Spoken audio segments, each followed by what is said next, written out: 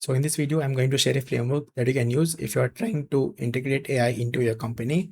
And I want to speak about this because the situation that I keep seeing across companies right now is that they know that AI is useful, right? Like there's no debate around that anymore. And the pressure from the board has been higher than it's ever been. But when it comes down to like, okay, how do we approach this? How do we do this in a strategic manner without causing much disruptions to your existing workflow? Nobody has a clear answer. And worse off, a lot of these companies invest a lot into these AI systems, only to realize 3 months later that this wasn't what they really needed in the first place. So what I'm going to walk through in this video is that framework that gives you the clarity, like a real structured way to think when it comes to integrating AI into your business. And this consists of 3 steps, and I'm going to walk through each one of them with a real example. This framework complements how your team already works with no massive change development cycles required. So let's get into it. So the first thing I want you to do is build what I call an AI task map for your company. And I know this sounds like a consulting buzzword, but it's not. It's pretty straightforward.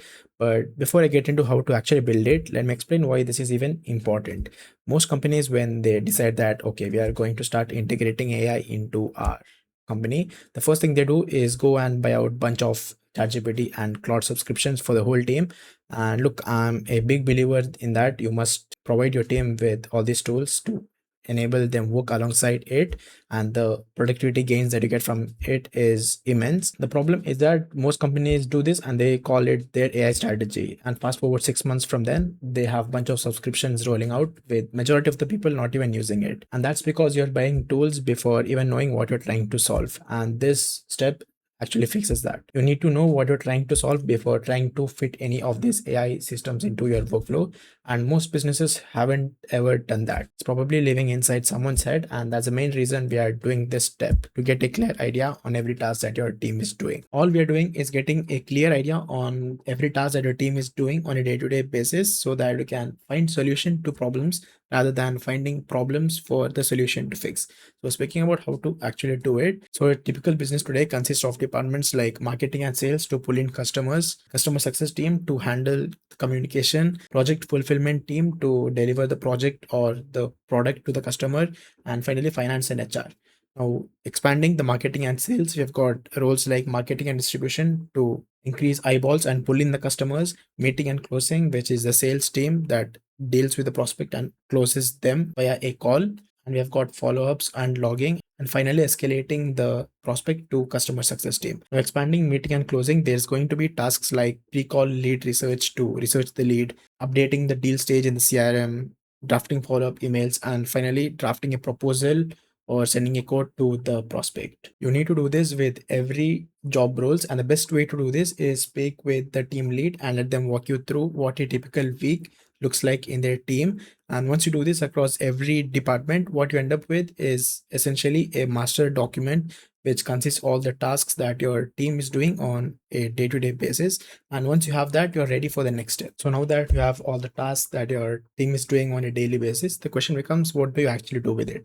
And the prioritization roadmap that you need to have on which one to get started with automating. That's what we solve in this step. Here we take all the tasks that we have mapped out in the previous step and we plot them onto a grid that I call the friction value grid. On the y-axis, you got the value, that is the ROI you get from automating this, which consists of things like the time saved and the cost benefit you get from this. And on the x-axis, you've got friction, that is how much this thing is going to fight back when you're trying to automate it. And that's a combination of few things like how much change management is required, how easy or hard it is to actually build the solution, and how much it is going to disrupt the existing workflows that your team is using. The 4 quadrants that you end up with is what will help you make the decision. The top prioritization here is the top right quadrant, which is where we place the low friction and high value tasks. From the previous step, we have pre-call lead research, which would be taking the current sales team around half an hour to perform research on a lead and their company, or maybe they might not be doing it at all currently. So when you do this, you're basically having context on the lead and their company, which will drastically improve your close rates. And the effort to implement this is pretty low, but it can drastically improve the close rate of your sales team. And that's why this is going directly to the top right quadrant. Bottom right is the quick win section where the friction is minimal, but the value you get isn't high either. It's more of a nice to have and it takes minimal effort from your end to implement. and you get slight productivity gains with it. And the best example for this is drafting follow-up emails, where you draft follow-up email after a call. You won't get much of a use from this, but it is a slight productivity gain for your team. That's why it goes in the quick wins quadrant. Top left is the big bet section where the value is high, but so is the friction. This means there's real ROI on the other side of implementing this, but it's going to take comparatively more effort from your end. It's probably going to disrupt existing workflows, and the change management that's required to handle your team is high, but the value is obvious. Objection handling preparation is the best example for this.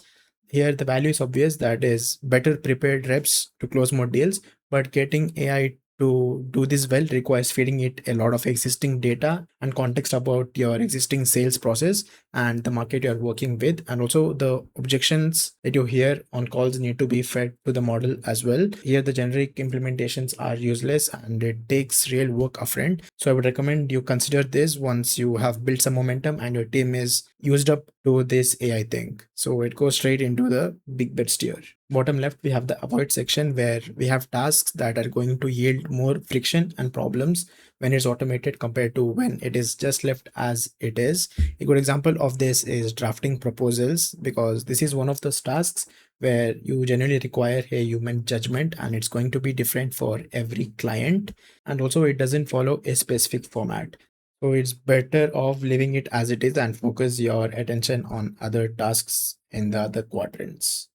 Now, how do you actually decide where a task lands in this graph? It's pretty straightforward. You just have to ask the team lead or even the individual member that's doing the task something along the lines of how much problem this is causing you in a day-to-day basis, and how much do you want this to be automated, and how much productivity gains would you have when this is automated. So this will give you a clear idea on where a task lands in this graph. Once you do this, you will have a clear idea on what to prioritize and what to avoid. Now, the next question becomes, how do I implement the solution to these tasks? So giving you a general overview, there's 4 routes that I can go down.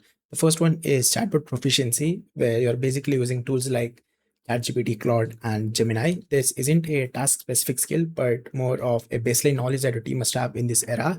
So things like prompt engineering, providing the right context, this all falls under this. A good example is drafting follow-up emails. If you give the model the right context and the right prompt, you're high likely to get the email that you want in your tone, and the call to action is going to be superior. And you can also customize this by connecting it to your existing apps that you're already using, which is a topic for another video. Now, the second route that you can go down is using pre-existing SaaS solutions. So if the problem that you're trying to automate is general enough across businesses, there's a high likely chance that a tool already exists out there to fix this.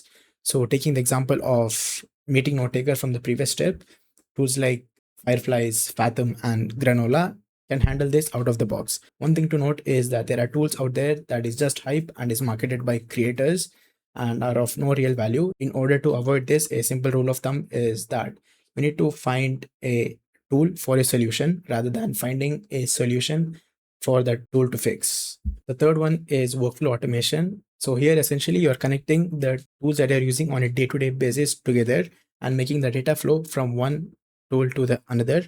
So in order to do this, you can take 2 paths. The first one is using coding agents like Cloud Code and Codex. So the coding models out there right now are generally impressive, and if you have some coding knowledge, it's a really great thing to master.